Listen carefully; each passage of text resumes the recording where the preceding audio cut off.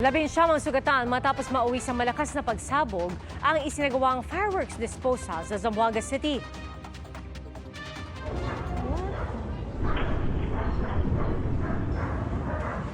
Nangyari po ito pasado alas 5 na hapon kanina. Batay sa inisyal na ulat ng BFP Zamboanga City, nagkaroon umano ng premature detonation ng mga paputok.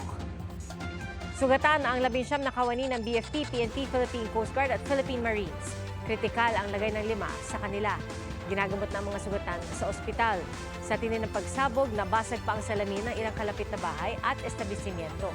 Ayon sa BFP, ang ikinasang fireworks disposal ay para sa mga nakupiskang paputok mula sa bodegang sumabog noong June 29 kung saan 5 ang nasawi at mahigit 30 ang sugatan. Mga kapuso, sama-sama tayong maging saksi.